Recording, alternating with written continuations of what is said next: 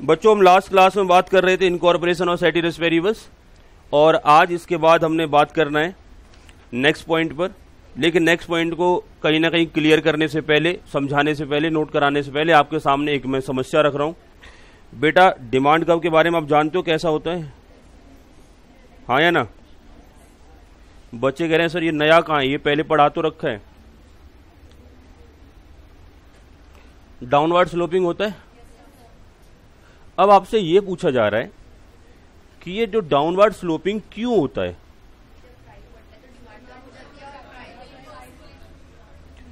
बच्चों ने मुझे एक बात बताई कि सर जब प्राइस बढ़ता है तो डिमांड कम हो जाती है, और जब प्राइस कम होता है डिमांड बढ़ जाती है। नेगेटिव रिलेशनशिप में कब ऐसा ही बनता है, जब जब नेगेटिव रिलेशन की बात करोगे तो कब ऐसा ही बनेगा आपका। बट मैंने कहा बेटा ये तो एक रीजन है, और भी रीजन बताओ। मैंने क्या बोला, ये तो एक रीजन है, और भी रीजन बताओ।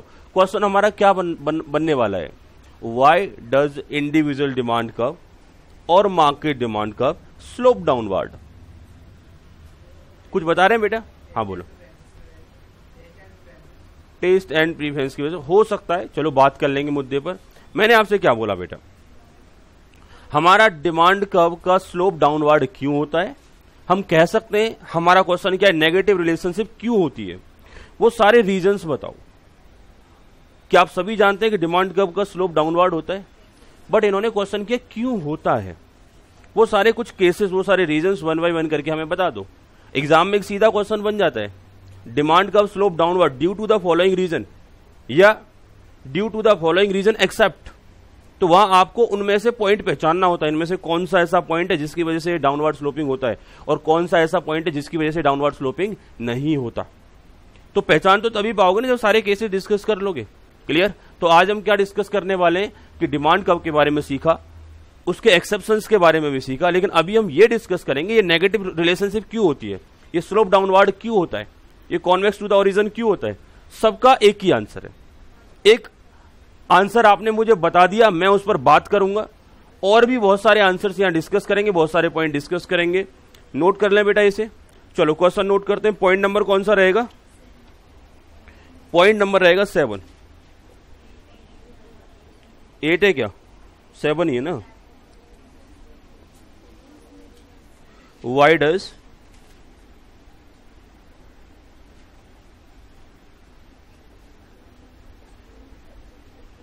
individual demand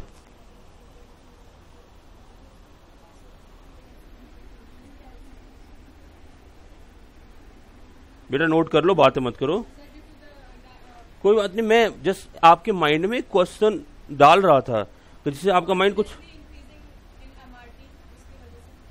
बहुत सारी रीजन है, अभी डिस्कस करेंगे। ये तो मैंने आपके माइंड में जस्ट क्वेश्चन डाला था कि आपके अंदर क्यूरियोसिटी क्रिएट हो जाए हम पढ़ने क्या जा रहे हैं। क्योंकि जब तक क्यूरियोसिटी क्रिएट ना हो, बात समझ रहे हो ना, बिन बुलाए मेहमान की बेटा ज्यादा कद्र नहीं होती। दैट मीन्स अगर आपको किसी आंसर की चाहत नहीं है तो आंसर आपको मिल जाएगा, आप उसको ज्यादा वैल्यू नहीं दोगे, कुछ टाइम रिटेन रखोगे, उसके बाद वो आंसर क्या होगा, माइंड से स्लिप हो जाएगा। अभी जैसे मैंने आपके माइंड में क्वेश्चन डाल दिया तो जितनी देर में इस आंसर को समझाऊंगा आपके माइंड में यही चलता रहेगा, अच्छा इस वजह से ये स्लोप डाउनवर्ड होता है, अच्छा इस वजह से ये स्लोप डाउनवर्ड होता है। तो बार बार आपका माइंड बड़े क्यूरियोसिटी के साथ उसे कहीं ना कहीं देख रहा होगा, समझ रहा होगा। बात क्लियर समझ पा रहे हो ना? सस्पेंस क्रिएट करने की, देखो बेटा मुझे टाइम लगता है सस्पेंस क्रिएट करने में, उसमें भी टाइम जाता है और आपका भी टाइम जाता है, बट काम ऐसा होना चाहिए जिससे आपको फायदा हो।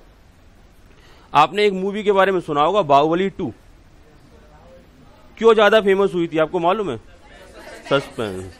वो कटप्पा ने बाहुबली को क्यों मारा, ये पब्लिक के दिमाग में इतने टाइम तक चलता रहा। जैसे ही मूवी आई उसने कहा देख के जरूर आएंगे क्यों मारा, क्योंकि इस क्वेश्चन ने हमको परेशान कर रखा है। और यही एक रीजन था। ऐसा कुछ नहीं था कि एक्शन मूवीज नहीं आते हैं, उससे भी ज्यादा खतरनाक एक्शन मूवीज होते हैं, लेकिन एक पर्टिकुलर मूवी के पीछे भागना क्यों, कि हमको एक क्वेश्चन का आंसर चाहिए था। हमारा नेचर ये होता है कि अगर हमारे माइंड में कोई क्वेश्चन डाल के चला जाए तो हम उसका आंसर पक्का ढूंढते हैं। दो बच्चे आपस में बात कर रहे होते हैं तो बाकी जो बात नहीं कर रहे होते वो सोच रहे होते हैं क्या बात कर रहे हैं, पता चलना चाहिए। और मैं इसीलिए आपसे बोलता हूं कि बातें मत किया करो कि बाकी सबको टेंशन हो जाता है कि पता नहीं क्या बोला इसने इसके कान में, वो हमको भी पता होना चाहिए था। तो कहीं ना कहीं आप कंसेप्ट की तरफ फोकस करोगे, अच्छा रहेगा, आपस में बात नहीं करोगे, दूसरों को भी स्ट्रेस नहीं होगा, सारी क्लास का माहौल अच्छा बना रहेगा और आप ज्यादा बेटर सीखते रहेंगे। तो why does individual demand curve slope downward?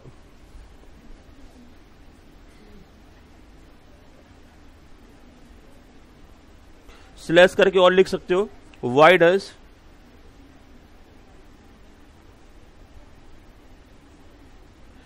Market demand curve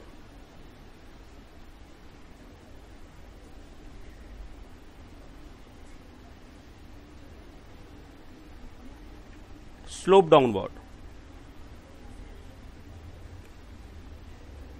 एक इंडिविजुअल डिमांड कर्व और दूसरा मार्केट डिमांड कर्व, दोनों का स्लोप डाउनवर्ड क्यों होता है? बेटा नोट करो, first point,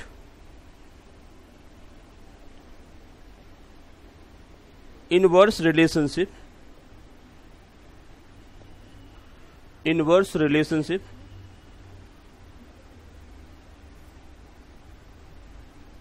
between price and quantity. बच्चों क्या रहेगा इसमें? Inverse relationship between price and quantity. हमारा प्राइस और क्वांटिटी में इनवर्स रिलेशनशिप होता है, ये एक मेन रीजन होता है कि स्लोप डाउनवर्ड जाता ही जाता है। आप जानते हो बेटा कि जब जब हम डिमांड कर्व की बात करते हैं तो देखो, प्राइस और डिमांड, हम बोलते हैं कि प्राइस बढ़ेगा तो डिमांड कम होगा, प्राइस कम होगा तो डिमांड बढ़ेगा। तो इसी रिलेशनशिप को क्या बोला जाता है? और बेटा जब जब इनवर्स रिलेशनशिप होती है तो डिमांड कर्व कैसा बनता है? सर वो डाउनवर्ड स्लोपिंग ही बनता है, तब ये इनवर्स रिलेशनशिप ट्री हो सकती है। तो पहला रीजन तो आपने ही बता दिया था। मैंने बोला कि आपको बहुत सारे फंडामेंटल्स आते हैं, ऐसी बात नहीं है, इकोनॉमिक्स तो आप बचपन से सीखते आ रहे हो, बाय बर्थ आप इसके एक्सपर्ट रहे हो, बट अभी फील करना है कि हाँ जी हमको इकोनॉमिक्स आता है। बात समझ रहे हो ना? कभी किसी टीचर ने आपको इकोनॉमिक्स नहीं सिखाया, आपको बचपन से ही आता है, बट स्टिल हम थोड़ा अपने आप को सेटिस्फेक्शन दे रहे हैं कि देखो जी इकोनॉमिक्स आता है, और इसीलिए हम एग्जांपल्स वही सारे ले रहे होते हैं जो कहीं ना कहीं फैमिली से रिलेटेड रहते हैं। मैंने बेटा पहला पॉइंट बोला inverse relationship between price and quantity. दूसरे पॉइंट की हम बात करेंगे, क्या ये पहला वाला पॉइंट ट्रू है? क्या आपको लगता है कि इनवर्स रिलेशनशिप से डिमांड कर्व आपका ऐसा ही बनेगा, डाउनवर्ड स्लोपिंग ही बनेगा? क्लियर? आगे बढ़ते हैं। The law of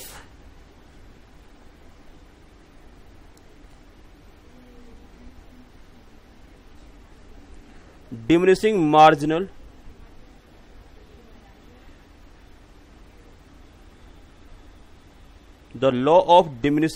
utility. अब बच्चे कह रहे हैं सर ये law of diminishing marginal utility है क्या?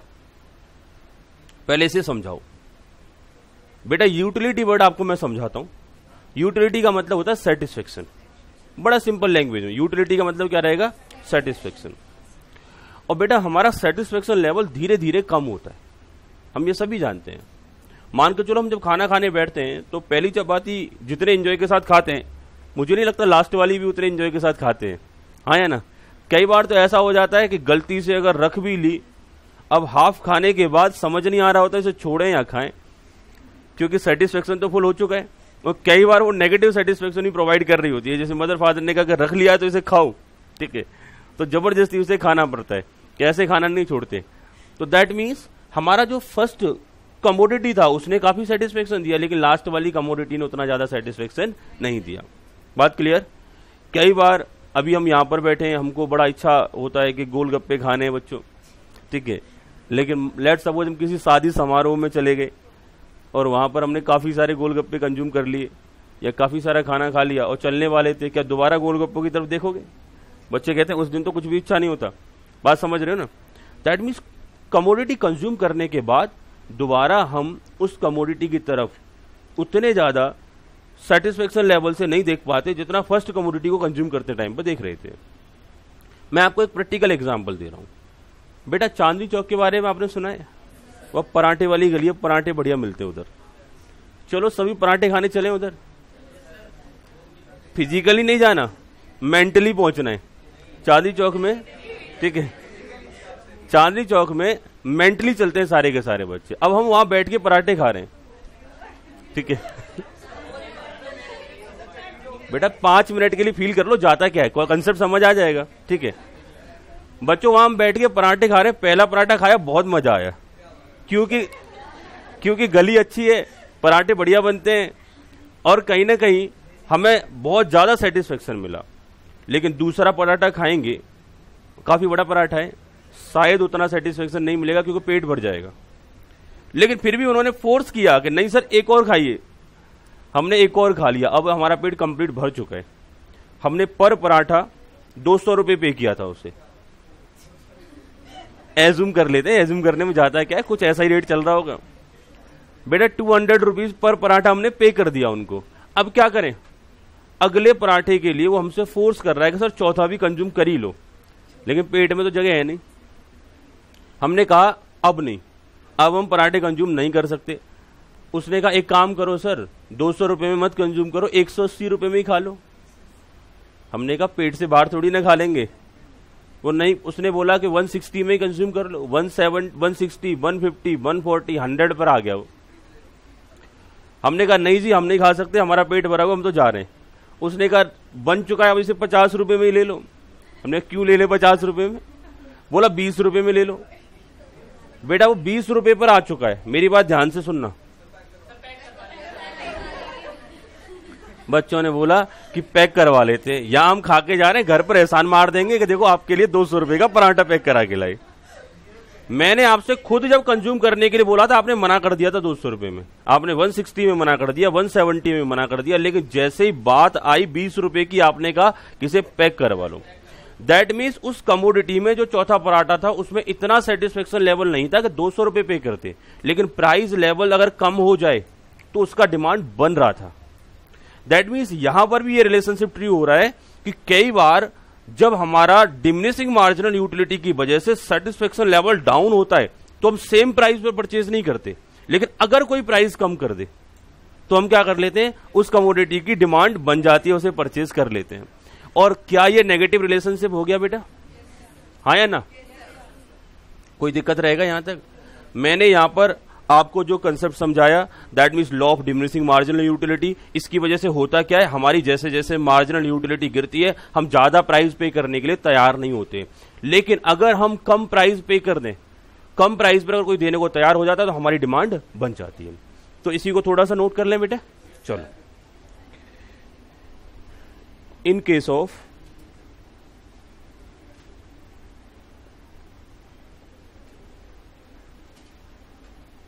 diminishing marginal utility, customer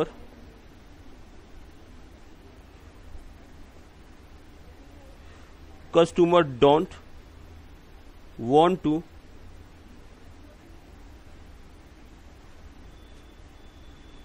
to purchase items if price of such goods, बेटा बात मत करो, नोट कर लो। कोई डाउट है बेटा? gets very low, then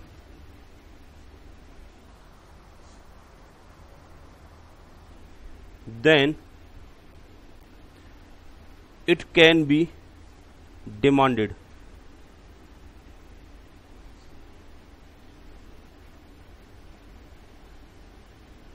Hence negative relationship.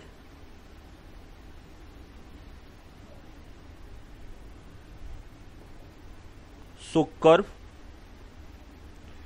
is downward sloping.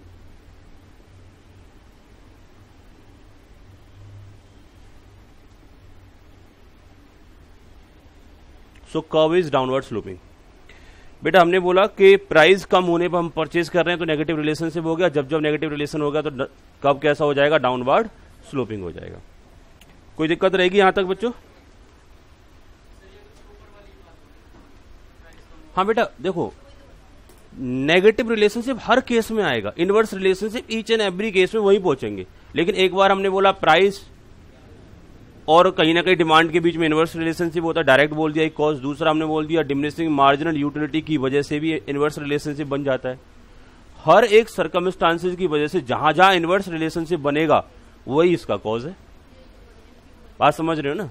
क्योंकि जब तक इनवर्स रिलेशनशिप नहीं होगा तब तक डाउनवर्ड स्लोपिंग बन ही नहीं सकता। लेकिन हम उन सारे कॉजेज को ढूंढ ढूंढ करके नंबर बना रहे हैं अपने, कि इस कॉज की वजह से भी इनवर्स रिलेशनशिप हो जाता है, इस कॉज की वजह से भी इनवर्स रिलेशनशिप हो जाता है। और जिन सारे कॉजेज की वजह से इनवर्स रिलेशनशिप होता है वही सारे फैक्टर्स हैं जिनकी वजह से डिमांड का डाउनवर्ड स्लोपिंग होता है। क्लियर हो गया बेटा? कोई समस्या रहेगी यहां तक किसी बच्चे को? आगे बढ़े, नेक्स्ट फैक्टर की तरफ चलते हैं बेटा। Point number 3,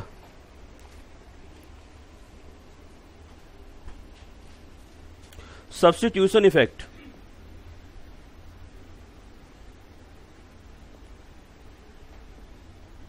substitution effect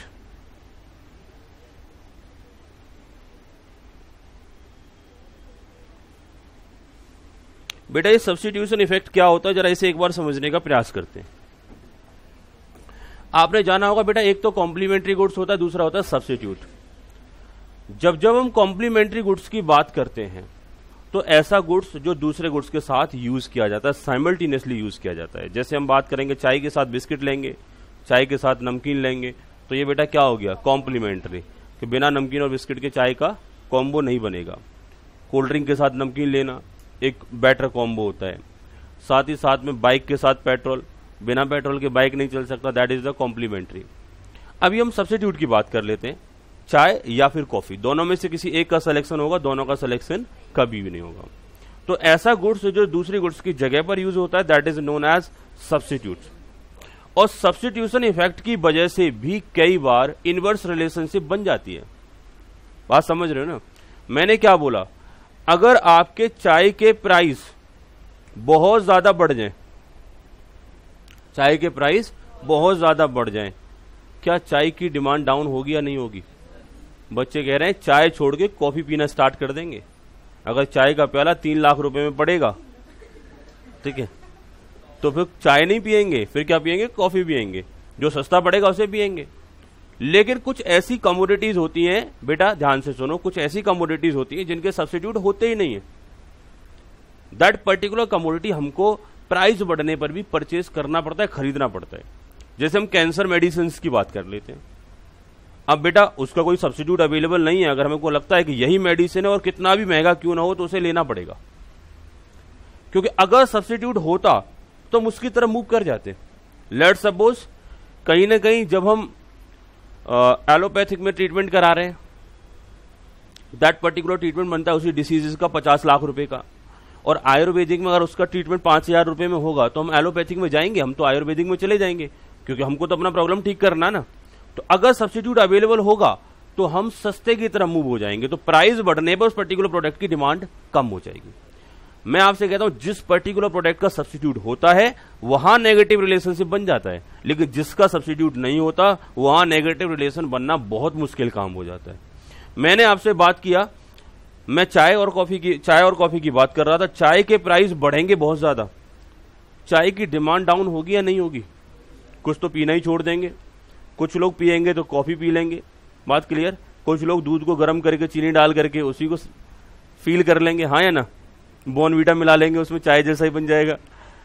main thing is that अगर सब्स्टिट्यूट है तो उस पर मूव कर पाएंगे, अगर नहीं होता तो क्या मूव कर पाते? फिर जाने अनजाने उसे कंज्यूम करना ही पड़ता, और जब कंज्यूम करना पड़ता तो प्राइस बढ़ने पर भी डिमांड बनी रहती और डायरेक्ट रिलेशनशिप होने के, इनवर्स रिलेशनशिप के बजाय डायरेक्ट रिलेशनशिप हो जाता। लेकिन अब हम करते क्या है कि सब्स्टिट्यूट गुड्स होने की वजह से हम उस गुड्स को छोड़ करके दूसरे गुड्स पर मूव कर जाते हैं, और जब दूसरे गुड्स पर मूव करते हैं तो उसका प्राइस बढ़ा, उसकी डिमांड कम हो गई। तो बेटा जिसका प्राइस बढ़ा उसी पर्टिकुलर प्रोडक्ट की डिमांड कम हो रही है, तो नेगेटिव रिलेशनशिप। और ये किस वजह से पॉसिबल हो पा रहा है? Due to the substitution effect, due to the substitute goods. बात क्लियर समझ आ गया? कोई किसी को दिक्कत रहेगा? हम बार बार ये फाइंड आउट कर रहे हैं कि वो कॉजेज बताओ, वो पॉइंट्स बताओ जिनमें इनवर्स रिलेशनशिप, जिनकी वजह से इनवर्स रिलेशनशिप क्रिएट होता है। और सब्स्टिट्यूट है तो इनवर्स रिलेशनशिप रहेगा, सब्स्टिट्यूट नहीं है तो इनवर्स रिलेशनशिप नहीं होगा। क्या बेटा ये पॉइंट क्लियर हुआ? यहां तक किसी बच्चे को डाउट? आगे बढ़ सकते हैं? चलो नोट कर लो। Substitution effect, if any product if any product has its substitute,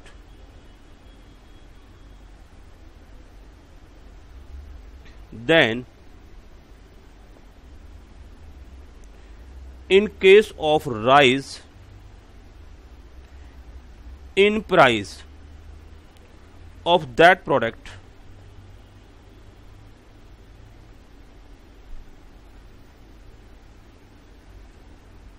demand will fall.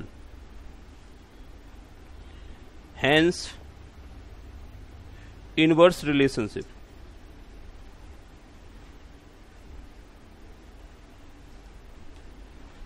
Hence, inverse relationship, demand curve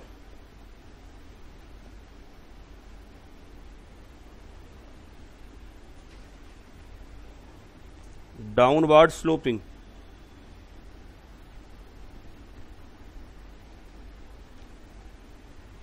बेटा ओ थोड़ा पी में मर्ज हो गया है, मैनेज कर लेना उसे।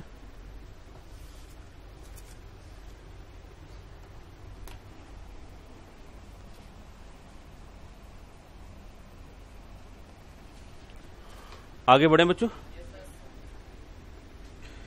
नेक्स्ट पॉइंट नंबर 4,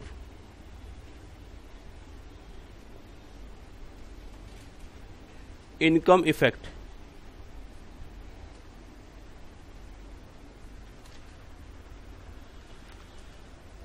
यहां तक बेटा सब्स्टिट्यूशन इफेक्ट में किसी बच्चे को कोई डाउट? क्या हमने जो डिस्कस किया वही नोट किया है?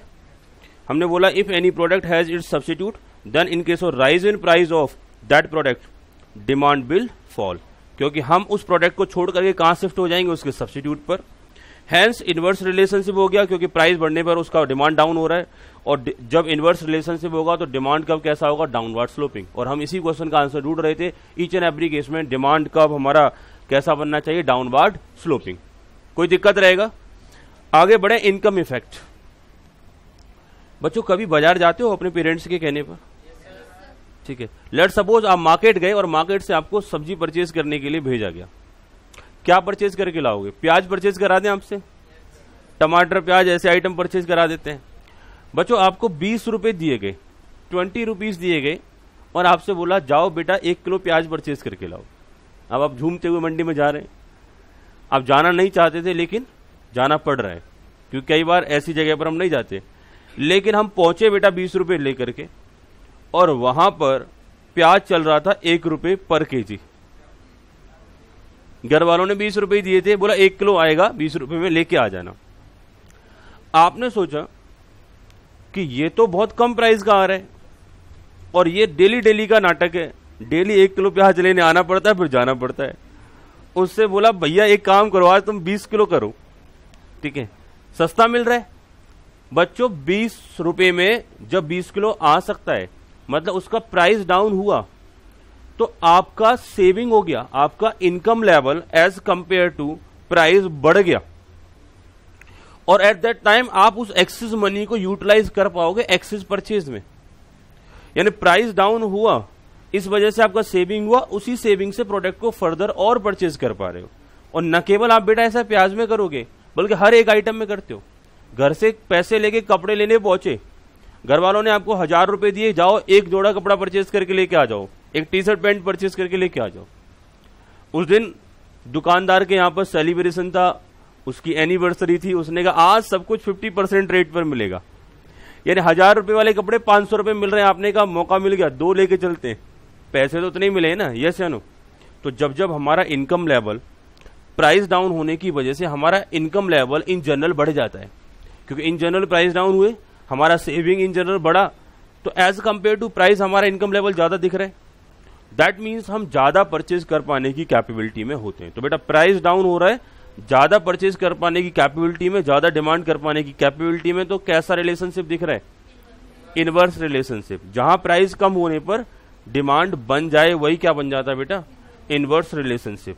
बच्चे मुझसे कह रहे हैं सर हम ज्यादा परचेज करेंगे ही नहीं, हम ज्यादा परचेज करेंगे नहीं, हम पैसों को सेव करेंगे, हम उतना ही परचेज करेंगे चाहे प्राइस कितना भी डाउन हो जाए। बच्चों आपकी जानकारी के लिए मैं एक बात बता दूं, resource are very limited and wants are unlimited. हमारी वांट्स कभी भी सेटिस्फाइड नहीं होती, हम कितना भी परचेज क्यों ना कर लें, कितना भी डिमांड क्यों ना कर लें, लेकिन फिर भी उसके बाद एक अंदर से चाहत रह ही जाती है कि ये भी परचेज कर ही लेते।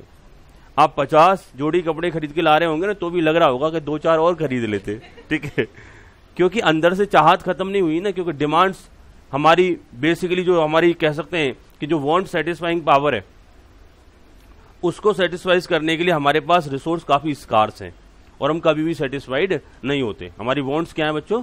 अनलिमिटेड है। मैंने यहां बात किया बेटा इनकम इफेक्ट को लेकर के। कई बार जब प्राइस डाउन होते हैं तो इनकम लेवल हमारा बढ़ जाता है, इनकम लेवल हमारा इनकम सेव हो जाता है और दैट पर्टिकुलर टाइम पर इनवर्स रिलेशनशिप हो जाता है, क्योंकि प्राइस कम हुआ, डिमांड बढ़ गया। नोट करो बेटा इसे, if price of product are in general down. बेटा प्राइस अगर इन जनरल डाउन हो जाता है, then person may purchase additional item by same income if price of product are in general down। That mean in general आपके price क्या चल रहे हैं बेटा? कम चल रहे हैं, डाउन चल रहे हैं, तो आपका क्या होगा बेटा? देन पर्सन में purchase additional item by same income. That means उस पर्टिकुलर पर्सन का इनकम बढ़ रहा है, या कह सकते हैं परचेजिंग पावर बढ़ रहा है। नेक्स्ट हम बात करेंगे हेंस नेगेटिव रिलेशनशिप।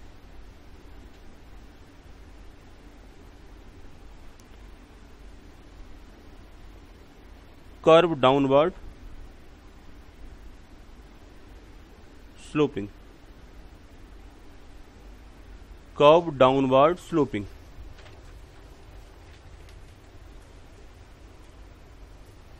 यहां तक नोट हो गया सभी का?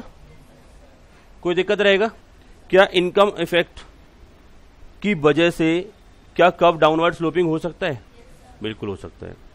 अगले मुद्दे की हम बात करते हैं बच्चों, change in number of consumers. Point number 5,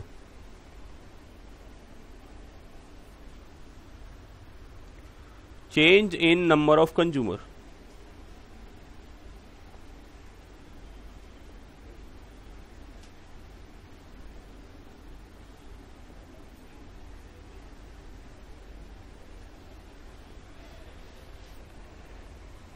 change in number of consumers, जब हमारे नंबर ऑफ कंज्यूमर्स चेंज हो जाते हैं, इन दैट पर्टिकुलर केस में भी ये हमारा डिमांड कर्व डाउनवर्ड स्लोपिंग होगा ही होगा।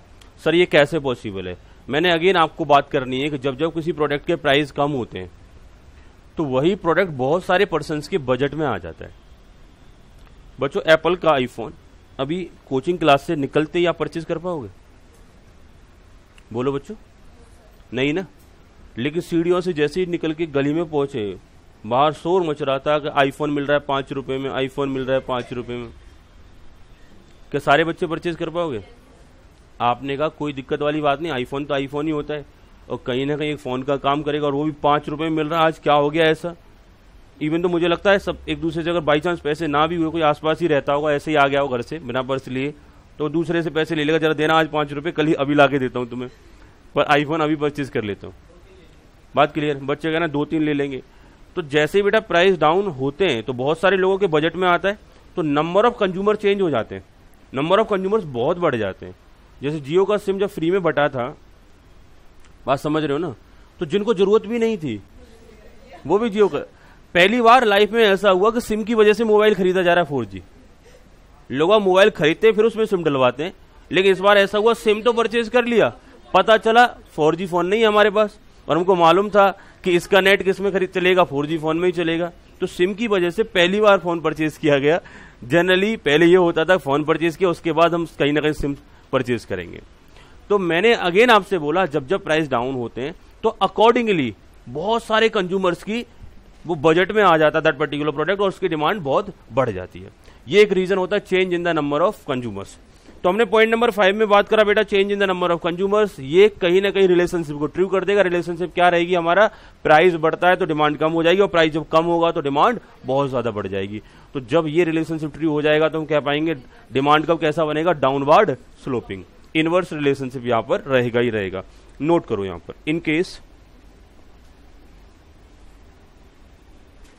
in case of fall in price,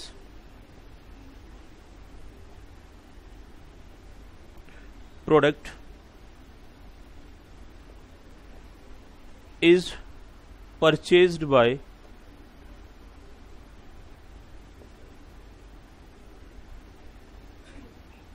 many new customers,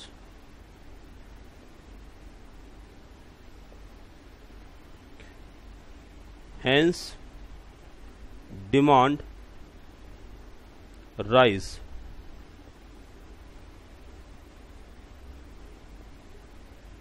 negative slash inverse relationship.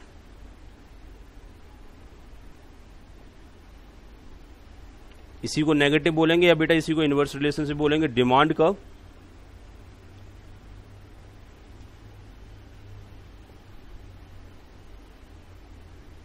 Downward sloping.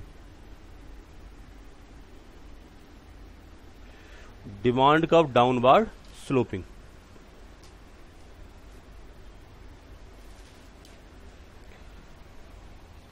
बेटा क्या क्वेश्चन, क्या हम पढ़ रहे हैं अभी तक आपको मालूम है? क्वेश्चन हमारा क्या था, वाई डज इंडिविजुअल डिमांड कब और market demand curve slope downward. हमने वो सारे रीजंस बताए। एक रीजन होता है change in the number of consumer, दूसरा रीजन रहेगा बच्चों इनकम इफेक्ट, तीसरा रहेगा सब्स्टिट्यूशन इफेक्ट, चौथा रहेगा law of diminishing margin utility, पांचवा रहेगा inverse relationship between price and demand. ठीक बात है। तो प्राइस और डिमांड के बीच में इनवर्स रिलेशनशिप रहेगा। बेटा एग्जाम में क्वेश्चन आपसे पूछ लिया जाए कि why does individual demand curve slope downward, और उसमें reason they inverse relationship between the price, दूसरा सब्स्टिट्यूशन इफेक्ट, तीसरा हमने बोला इनकम इफेक्ट। तो ऐसा अगर पॉइंट देता, चौथा बना देता ऑल ऑफ दीज, तो आप टिक क्या करोगे, ऑल ऑफ दीज। अगर वो कई बार क्वेश्चन एक्सेप्ट करके ही बना देता है, why does individual demand curve slope downward accept, तो वहां पर आपको 3 पॉइंट देगा इनमें से, और कोई एक ऐसा चौथा पॉइंट आपको प्रोवाइड कर देगा जो इनसे बाहर होगा। जैसे हमने उसमें एक पॉइंट डाल दिया कॉम्प्लीमेंट्री इफेक्ट। बेटा सब्स्टिट्यूशन इफेक्ट तो कहीं ना कहीं स्लोप डाउनवर्ड करता है, लेकिन कॉम्प्लीमेंट्री इफेक्ट स्लोप डाउनवर्ड नहीं करेगा। तो ऐसे पॉइंट्स को हम क्या कर देंगे, ऑड वन आउट कर देंगे। That mean except word use किया है, बाकी 3 सही आंसर होंगे, एक गलत आंसर होगा, गलत पर हमने टिक लगाना है। क्लियर हो गया? तो ऐसा क्वेश्चन यहां से बनेगा। मैंने आपसे बोला कि जितना भी मैं नोट करा रहा हूं इससे बाहर आपका एक पॉइंट कवर अप नहीं होगा। मैं आपको सारा समझा भी रहा हूं, मैं प्रैक्टिकल एग्जांपल भी दे रहा हूं लाइफ से कनेक्टेड, क्योंकि मैंने फर्स्ट डे ही आपसे बोला था कि बच्चों इकोनॉमिक्स में कुछ भी ऐसा हम नहीं पढ़ेंगे जो आपकी लाइफ से बाहर होगा, जो आपके डे टू डे जो प्रैक्टिकली आप करते हो उनसे कुछ बाहर होगा। हमको एग्जाम्पल भी बहुत अच्छे से आ रहा है, हमको कंसेप्ट समझ में भी आ रहा है, छोटे छोटे पॉइंट्स में हम नोट्स भी हैंड टू हैंड बना रहे हैं, और इन नोट्स को बनाने के बाद आप डेली बेसिस पर देख पाते हो कि आई थिंक 5 से 10 मिनट में आप एक चैप्टर को रिवाइज कर लेते हो। क्लियर? और अगर सुपर समरी से रिवाइज करोगे तो शायद 1 से 2 मिनट में भी रिवाइज कर लोगे। रिवीजन आपके कॉन्टिन्यूस बार बार होते रहेंगे, यही पॉइंट एग्जाम में आपको ऑब्जेक्टिव में दिखेंगे। तो क्या आपसे टिक लग पाएगा या नहीं लग पाएगा, या हाथ कब कपाएंगे कि लगाएं या ना लगाएं, ऐसा होगा क्या? टिक लगा पाओगे ना तो इजीली हो जाएगा, बस मोटिवेशन के साथ काम करते रहना है। पॉइंट नंबर 7 की मैंने आपसे बात करी, why does individual demand curve slope downward. Sir ये इंडिविजुअल डिमांड कब का स्लोप डाउनवर्ड क्यों होता है, इसका रीजन हमारे पास है, बहुत सारे रीजन हमने डिस्कस करे। पॉइंट नंबर 8 हम यहां बात करने वाले हैं बच्चों, expansion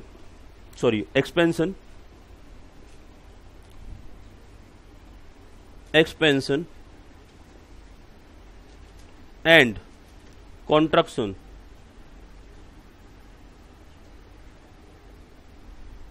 in demand. Point number 8 में हम डिस्कस करने वाले expansion on contraction in demand. बेटा 2 क्वेश्चन मैं आपको डिस्कस कराऊंगा, एक कराऊंगा इंक्रीज और डिक्रीज इन डिमांड, दूसरा कराऊंगा expansion and contraction in demand. दोनों क्वेश्चंस का एक एक बैकग्राउंड समझो आप, बैकग्राउंड है क्या, ये कहां से क्रिएट हुए, इनमें थोड़ा थोड़ा सा कंफ्यूजन हमेशा बना रहता है और कई बार हम गड़बड़ भी कर देते हैं। कई बार इंक्रीज को एक्सपेंशन बोल देते हैं, तो कई बार डिक्रीज को कॉन्ट्रैक्शन बोल देते हैं, लेकिन आगे से ऐसा नहीं बोलना। सर्टेन लॉजिक मैं आपको दे रहा हूं और आपकी नॉलेज के बेसिस पर ही दूंगा। आप में से कोई बच्चा ऐसा है जो मेरी मदद कर पाए कि सर कौन कौन से ऐसे फैक्टर हैं, कौन कौन से ऐसे फैक्टर हैं जिनकी वजह से डिमांड इंक्रीज हो जाता है, डिमांड बढ़ जाता है या डिमांड कम हो जाता है। क्या आपने कुछ ऐसे फैक्टर पढ़े हैं कभी? हमने पढ़े हैं क्लास में, फैक्टर अफेक्टिंग द डिमांड या डिटर्मिनेंट्स ऑफ डिमांड। ये वो फैक्टर्स थे जिनकी वजह से डिमांड या तो बढ़ जाती है या डिमांड या तो कम हो जाती है। कोई बच्चा, आप में से एक बच्चा इंडिविजुअल स्टूडेंट्स इस लिस्ट को कुछ मुझे एक्सप्लेन करके बताएगा? लिस्ट नाम बताना है बस, कौन कौन से वो फैक्टर्स थे। कुछ बच्चे तैयार हैं, बाकी सारे बच्चे कोशिश कर सकते हैं क्या? और कौन कौन बच्चा कोशिश कर सकता है? बेटा अब जो हैंड रेज कर रहे हैं वो डाउन कर लो, अब जो हैंड रेज नहीं कर रहे थे मैं उनसे कोशिश करवाता हूं। बात क्लियर? क्योंकि अल्टीमेटली क्लास में सुना तो सबने है ना, और जब सुना है तो बेटा थोड़ा बहुत तो कुछ बोल ही सकते हैं। मैं आपकी हेल्प करने के लिए, मदद करने के लिए तैयार हूं, क्योंकि यहां हम क्यों आ रहे हैं? हमको नहीं आता और हम यहां से परफेक्ट बन के ही जाए ना। ऐसे थोड़ी कि कुछ बच्चों को आ रहे हैं कुछ को नहीं आ रहे। बेटा Sunidhi I think hand raise नहीं किया था, चलो कोई बात नहीं। तो ऐसे बच्चे मुझे वॉलेंटरली ऐसा लगता है वो ये कह रहे हैं कि सर हमसे पूछो, क्योंकि हम हैंड रेज नहीं कर रहे। ठीक है, हाँ बेटा सुनिधि बता रही है। मैंने क्या बोला? फैक्टर अफेक्टिंग डिमांड बताना है। कुछ नाम याद आ रहे हैं आपको? तो हैंड रेज क्यों नहीं किया था फिर? सर करें क्या? दर्द होता है ऐसे करने में, एक्सरसाइज हो जाती है। ठीक है, और हम एक्सरसाइज करना नहीं चाहते। बोलो बेटा बोलो। ठीक बात है, एक फैक्टर बताया प्राइस ऑफ रिलेटेड गुड्स, और अच्छी बात taste and preference, income level, size of population, own goods. ये मैं इंतजार कर रहा था, ये पहले ही बोल देते ज्यादा अच्छा रहता। Price of goods and price of related goods, income level, साथ ही education of people, weather situation, बहुत सारे फैक्टर्स पढ़े थे। बट इन सारे फैक्टर्स को दो टुकड़ों में तोड़ लें बेटा। एक बोलेंगे हम प्राइस ऑफ गुड्स एक फैक्टर होता है, और एक बोलेंगे हम अदर फैक्टर। पहली बात तो प्राइस ऑफ गुड्स, और बाकी सारा क्या बोलेंगे? Other factor. तो अदर फैक्टर में कौन कौन सा आ जाएगा? Price of related goods, income level, taste and preference,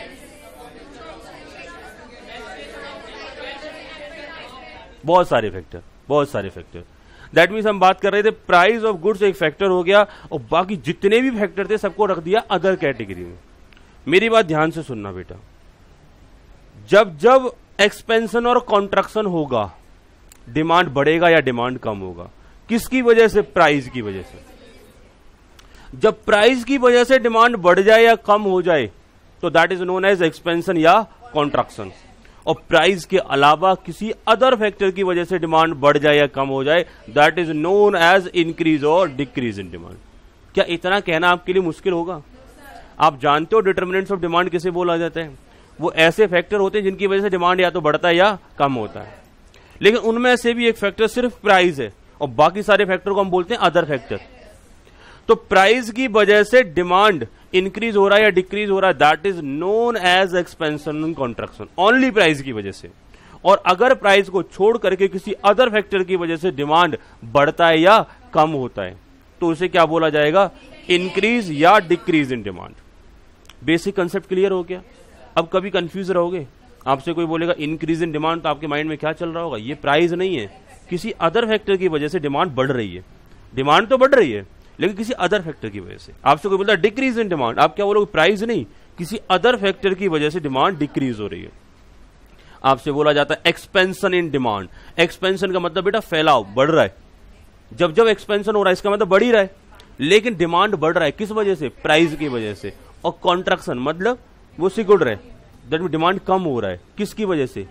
price की वजह से। तो प्राइस की वजह से डिमांड कम हो तो कॉन्ट्रैक्शन, प्राइस की वजह से डिमांड बढ़ जाए तो एक्सपेंशन, और अदर फैक्टर की वजह से डिमांड बढ़ जाए तो एक्सपेंशन, इंक्रीज इन डिमांड, और अदर की वजह से डिमांड कम हो जाए तो डिक्रीज इन डिमांड। बात क्लियर है?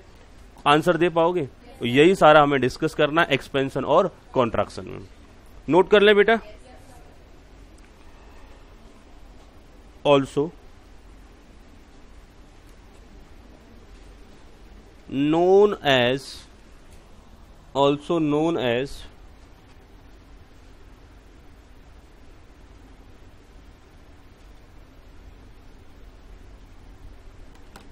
movement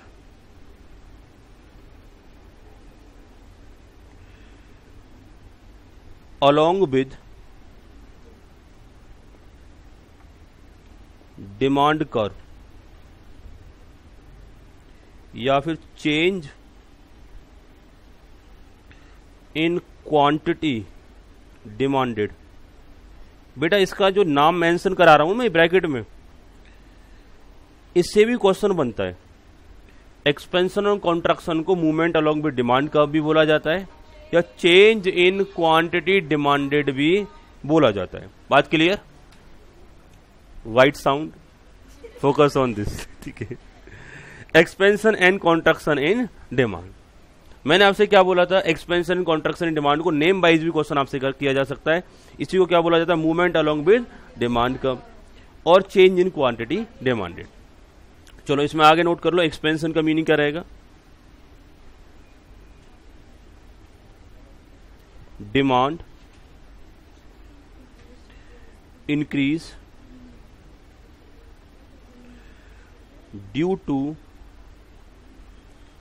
fall in price. बेटा डिमांड क्या हो रहा है? इंक्रीज हो रहा है। किस वजह से इंक्रीज हो रहा है? और इसके आगे लिख दो only fall in price, only, सिर्फ प्राइस की वजह से डिमांड बढ़ रहा है। और कॉन्ट्रैक्शन,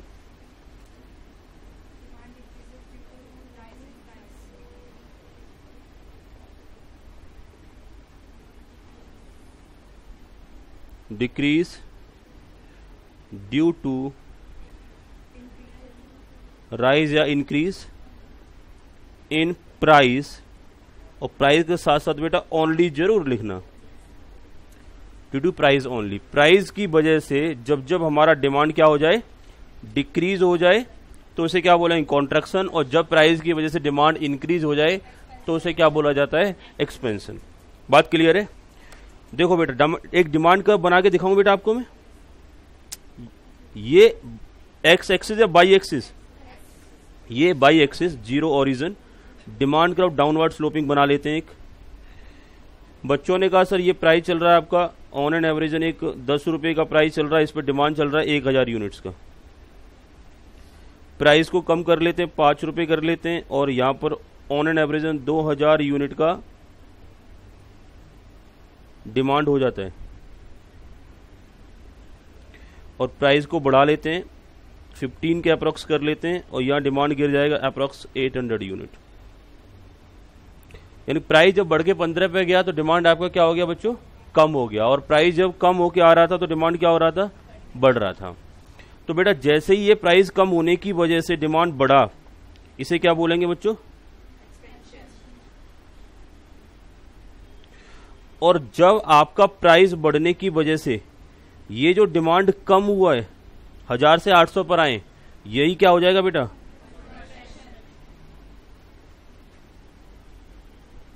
क्लियर? अब मैं आपसे कुछ और बातें और डिस्कस कर रहा हूं। मुझे एक बात बताना, एक पॉइंट तो यहां बना, एक पॉइंट यहां बना, दूसरा पॉइंट इधर बना। क्या हमने डिमांड कर्व को शिफ्ट किया? क्या हम सेमी डिमांड कर्व पर इधर उधर घूम रहे हैं ना? दैट मीन्स डिमांड कर्व हमारा चेंज नहीं हो रहा। तो हम क्या बोल रहे हैं इसे? Movement along with demand curve. क्या बोल रहे हैं? Movement along with demand curve, या फिर चेंज इन क्वांटिटी डिमांडेड। यानी हमारे अलग अलग प्राइसेस पर क्वांटिटी डिमांडेड चेंज हो रहे हैं, वो कम भी हो रहे हैं, बढ़ भी रहे हैं। लेकिन हम यहां बात कर रहे हैं ये जो सेम डिमांड कर्व पर ही हम मूव कर रहे हैं। डिमांड कर्व हमारा शिफ्ट नहीं हो रहा। अगर हमारा डिमांड कर्व शिफ्ट होता है तो हम कह पाएंगे इन दैट पर्टिकुलर केस वो फिर एक्सपेंशन और कॉन्ट्रैक्शन नहीं होगा, वो कुछ और ही होगा। और कुछ और क्या हो सकता है? इंक्रीज और डिक्रीज इन डिमांड। तो पहली बात तो एक्सपेंशन और कॉन्ट्रैक्शन क्रिएट होता है ड्यू टू प्राइस। प्राइस बढ़ेगा तो एक्सपेंशन या कॉन्ट्रैक्शन?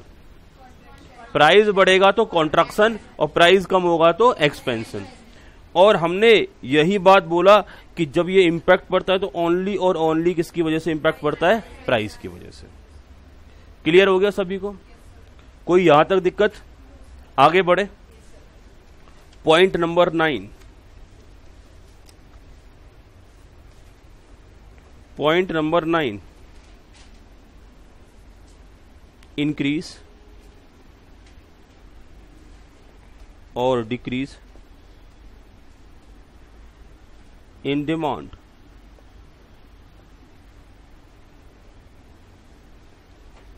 also known as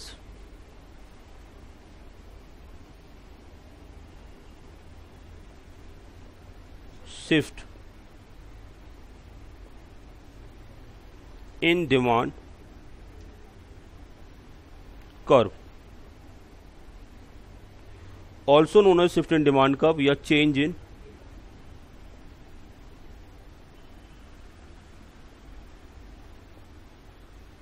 बेटा इसी को क्या बोलते हैं? शिफ्ट इन डिमांड कर्व या फिर चेंज इन डिमांड। बात क्लियर? क्या ये प्राइस की वजह से होगा? आप सबने मुझे बताया था कि सर ये अदर फैक्टर्स की वजह से होगा। हमने इसे दो कैटेगरी में बांटा था, एक तो प्राइस की वजह से, दूसरा अदर फैक्टर की वजह से। चलो जी, increase in demand,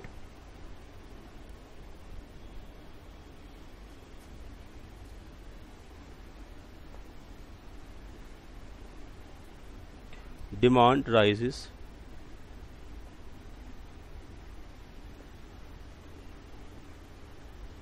due to change in any factor, any other factor, sorry। और I think any other factor का मीनिंग आप समझते हो? Any other factor except price.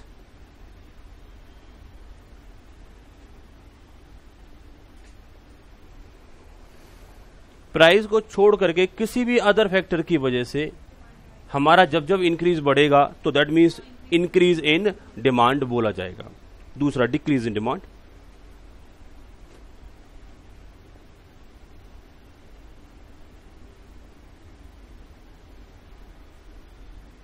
Demand false,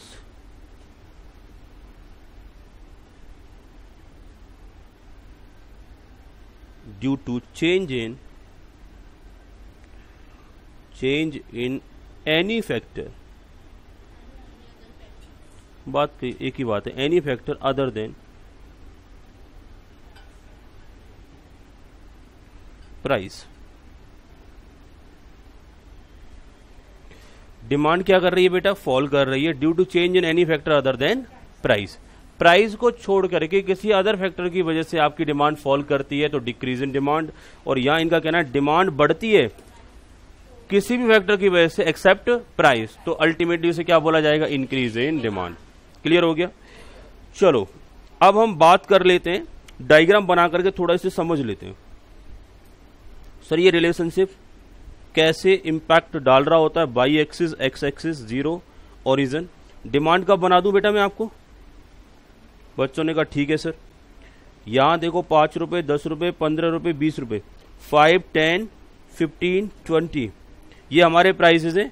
let suppose या क्वांटिटी डिमांडेड हम यहां मेंशन कर देते हैं 1000, 2000, 3000 एंड 4000। बेटा 10 रुपए का प्राइस चल रहा है, मैं जरा यहां रिलेशनशिप चेक कर लूं। 10 रुपए के प्राइस पर मेरी डिमांड ऑन एन एवरेजन कुछ 2000 के अप्रॉक्स पहुंच रहा है। हमने क्या बोला? डिमांड बढ़ेगा, बट वो प्राइस की वजह से नहीं, किसी अदर फैक्टर की वजह से। तो इसका मतलब प्राइस तो कॉमन रहेगा, हाँ है ना। और उसके बाद अगर हम डिमांड बढ़ाना चाहते हैं तो मुझे एक बात बताना, आप प्राइस को कॉमन रख करके इसी डायग्राम पर डिमांड आप बढ़ा सकते हो क्या? लेकिन कर्व आपको दूसरा बनाना पड़ेगा। इस कर्व पर तो पॉसिबल ही नहीं है, क्योंकि इस कर्व पर तो ईच एंड एवरी टाइम यहीं पर ये कहीं ना कहीं पॉइंट पर कट करेगा और इस पर्टिकुलर पॉइंट पर डिमांड चेक करोगे तो ईच एंड एवरी टाइम 2000 आएगी। ठीक है, दैट मीन्स प्राइस सेम रखते हुए जब तक कर्व दूसरा ना बनाओ तब तक डिमांड आपकी बढ़ ही नहीं सकती। तो डिमांड बढ़ानी है तो राइट वार्ड एक कर्व बनाना पड़ेगा, और डिमांड कम करनी है तो लेफ्ट वार्ड एक कर्व बनाना पड़ेगा। उल्टे साइड की तरफ, उल्टे हाथ की तरफ कब बनाना पड़ेगा। तो मैं यार राइट वार्ड एक कब बना रहा हूं। देखो बेटा मेरा ये राइट हैंड है और राइट साइड में मैंने एक कब यहां पर खींच दिया, क्लियर हो गया। एक और एडिशनल न्यू कब, तो प्राइस सेम रखा, लेकिन थोड़ा सा आगे और बढ़ाएंगे तो आप नीचे देख पा रहे हो कि डिमांड 2000 से बढ़ के 3000 हो चुकी है, क्लियर। अगर मैं इसको ही लेफ्ट वार्ड शिफ्ट कर लूं, बच्चों ने कहा सर लेफ्ट वार्ड शिफ्ट करो, तो देखो बेटा ये सेम प्राइस पर डिमांड का पहले ही कट कर जाएगा और डिमांड आपकी क्या हो जाएगी, कम हो जाएगी, क्लियर हो गया। तो डिमांड कब लेफ्ट वार्ड बना दिया तो डिमांड कब कम हो गई, और वही डिमांड कब अगर राइट वार्ड बना दिया तो डिमांड बढ़ गई। दैट मीन्स प्राइस अगर सेम रखो तो कब चेंज करना ही पड़ेगा, तभी डिमांड चेंज होगी, और इसी को बोला जाता है बेटा शिफ्ट इन डिमांड कर्व। क्या बोला जाता है, shift in demand curve. Demand कब शिफ्ट करता है आपका, लेफ्ट वार्ड या राइट वार्ड, या इसी को क्या बोलेंगे, चेंज इन डिमांड। क्या बोलने वाले बच्चों इसको, चेंज इन डिमांड, क्लियर हो गया। मैंने यहां बात करा बेटा इंक्रीज इन डिमांड और डिक्रीज इन डिमांड, और अकॉर्डिंगली इसी फंडामेंटल को देखते हुए यहां बोला कि ये प्राइस को छोड़ करके अदर फैक्टर्स की वजह से ऐसा होता है। Demand falls due to change in any factor other than price, clear हो गया। यहां पर हमने इसे रिप्रेजेंट भी कर लेते हैं बेटा, ये क्या है, इंक्रीज या डिक्रीज, और ये वाला पोर्शन क्या था बेटा, बेटा डिक्रीज इन डिमांड और इंक्रीज इन, किसी को समझा पाओगे बेटा इंक्रीज और डिक्रीज और एक्सपेंशन और कॉन्ट्रैक्शन, और लॉजिक के साथ समझा पाओगे। क्या बताओगे, देखो जी जितने भी फैक्टर होते हैं सारे फैक्टर को दो कैटेगरी में बांटते हैं, एक तो प्राइस, दूसरा अदर फैक्टर। प्राइस की वजह से जब डिमांड बढ़ता गिरता है, प्राइस की वजह से डिमांड बढ़ता गिरता है तो एक्सपेंशन और कॉन्ट्रैक्शन, और फैक्टर अदर देन प्राइस की वजह से जब जब डिमांड करब बढ़ता गिरता है तो इंक्रीज और डिक्रीज डिमांड। क्या कोई मुश्किल काम है, आपसे कल कोई छोटी क्लास का बच्चा आकर के पूछता है तो उसे लॉजिकली समझाओगे, ठीक है, और नेक्स्ट टाइम जब मैं पूछूंगा तो मुझे आंसर करोगे, नहीं सर हाथ ही नहीं करेंगे ऊपर, ठीक है, कोई दिक्कत नहीं। यहां तक कोई डाउट किसी बच्चे को, चलो रेस्ट टॉपिक नेक्स्ट क्लास से डिस्कस करेंगे।